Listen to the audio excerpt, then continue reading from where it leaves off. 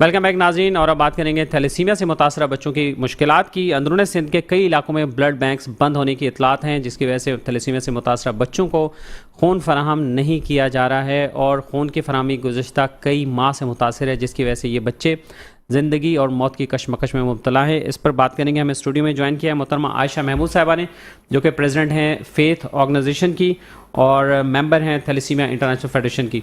जी आयशा साहब, बताइए क्या मसला है, कब से है? ये बहुत बहुत शुक्रिया अख्तर भाई आप और मेट्रो न्यूज़ का कि आप लोग हमेशा ही थैलेसीमिया पेशेंट्स की आवाज़ बनते हैं और उनके मसले जो है वो रेस करने में हमारी मदद करते हैं।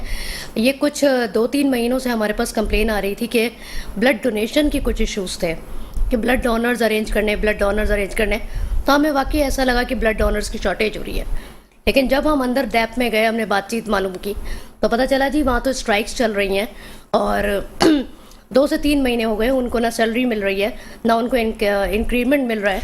ये सिविल अस्पताल हैदराबाद और सिविल अस्पताल ठट्टा का मसला है? देखिए, जहाँ आरबीसी रीजनल ब्लड सेंटर और इंडस की मैनेजमेंट के थ्रू चल रहे हैं, इंडस हॉस्पिटल की मैनेजमेंट के थ्रू। इंडस हॉस्पिटल की मैनेजमेंट है, उनको जो है वो गवर्नमेंट फंड रिलीज करती है, जिसमें ठट्टा, जामशोरो, हैदराबाद इस तरह के जो है वो आते हैं सेंटर्स। तो उसमें ये प्रॉब्लम ज़्यादा आ रही हैं और कराची के तो अभी हमें सुनने को नहीं आया है, कराची में नहीं है, लेकिन ये 3 सेंटर इस टाइम पे ये बंद है। बिल्कुल बंद हो गए? जी हाँ, बिल्कुल। और और वजह ये स्ट्राइक? बिल्कुल 2 से 3 महीने अगर सैलरी ना मिले तो कोई कैसे काम कर सकता है। यहाँ तक कि ये भी खबरें हैं कि ब्लड बैग्स तक खरीदने के पैसे नहीं हैं। अच्छा, तो आप लोगों ने उनसे बात की वहाँ आरबीसी के लोगों से? हम इंडस वालों से क्या कहते हैं? इंडस वालों से जब हमारी बात हुई और उनके हाई मैनेजमेंट से बात हुई है कि हम तो एक्चुअली पूरे पाकिस्तान में लोगों की हेल्प करने की कोशिश कर रहे होते हैं, हमने कहा शायद हम ब्लड बैग्स उन्हें प्रोवाइड कर सकें, कुछ हो सकें जो मसला कम हो सके। तो उन्होंने कहा कि आप नहीं, ऐसा नहीं हो सकता। इंडस ने बहुत कोशिश की है कि अपने तरीके से मसला हल हो सके, लेकिन गवर्नमेंट उनके फ़ंड रिलीज़ नहीं कर रही। ये 3 से 4 महीने की उनकी सैलरी और इंक्रीमेंट्स रुके हुए हैं।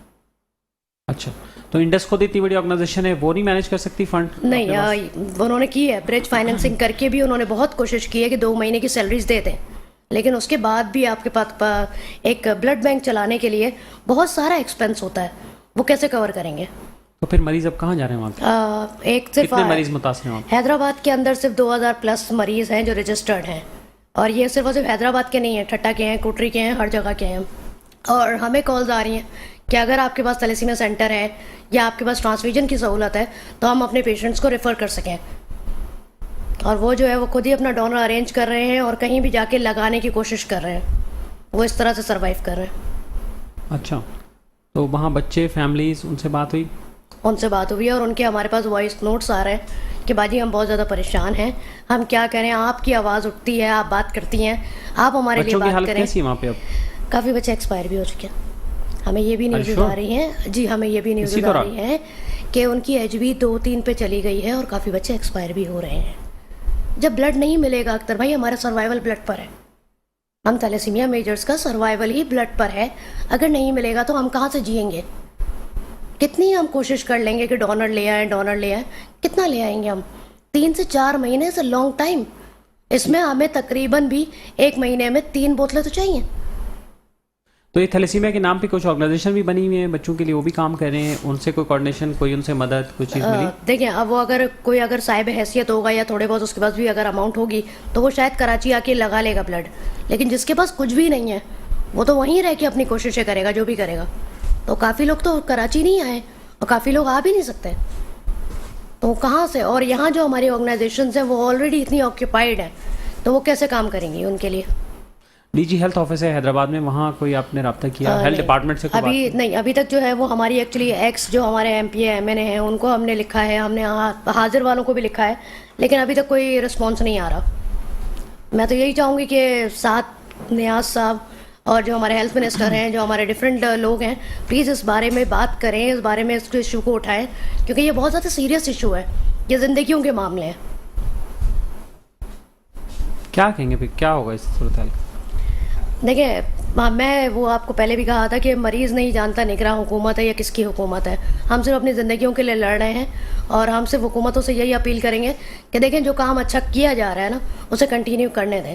हम नहीं जानते कि क्या इशूज़ हैं, फ़ंड आप लोग क्यों रिलीज़ नहीं कर रहे, लेकिन अगर ऐसा कुछ मामला है तो उसको ओपन करें कि क्या बात है, क्या गवर्नमेंट के तो पास फंड गवर्नमेंट नहीं अगर है? फंड नहीं देना चाहती तो गवर्नमेंट खुद कर लेना, खुद क्यों नहीं करती? गवर्नमेंट के पास अपने या तो अस्पतालों में फंड खुद नहीं प्रोवाइड करे। है या फंड नहीं है तो ये भी बता दें कि फंड नहीं है हमारे पास, ताकि प्राइवेट ऑर्गेनाइजेशंस आगे आ जाए, एटलीस्ट उन बच्चों की जिंदगियां बचाई जा सकें। ये अगर ये मामला बंद हो गए जो बहुत अच्छा काम किया जा रहा है तो गवर्नमेंट खुद भी जिम्मेदारी नहीं उठा रही। पूरे पाकिस्तान के अंदर अगर मैं आपको हाजिर में अभी बताऊं तो 76 प्लस सेंटर्स हैं और पूरे सिंध के अंदर 28 सेंटर्स हैं। 28 सेंटर्स, गवर्नमेंट की कहाँ है प्रायोरिटीज़? फिर भी हम प्रायोरिटीज़ में नहीं है। थैलेसीमिया के ऊपर ना बात होती है ना कोई काम होता है। प्रिवेंशन तो बहुत दूर की बात है, जो एग्जिस्टिंग पेशेंट्स हैं उनके लिए क्या काम हो रहा है और जो हो रहा है वो भी रोका जा रहा है। कब तक चलेगा? या तो एक साथ मार दे, एक साथ मार दे, बात खत्म है। तो हेल्थ डिपार्टमेंट में जाने का आपने सोचा है या कुछ अपने स्टेक होल्डर्स के साथ मिलके वहाँ कुछ बात करने का? बात ये है, आज मैं अगर किसी को बोलूँगी मुझसे बात करो आके यहाँ पे, हमें तो ये भी बोला गया कि प्रेस क्लब पे आ जाएं, चलें बात कर लेते हैं। बच्चा डरता है, वो कहता है अगर आज मसला हल हो गया ना, कल को उन्होंने मुझे कहना है कि तुम प्रेस तक गए थे ना।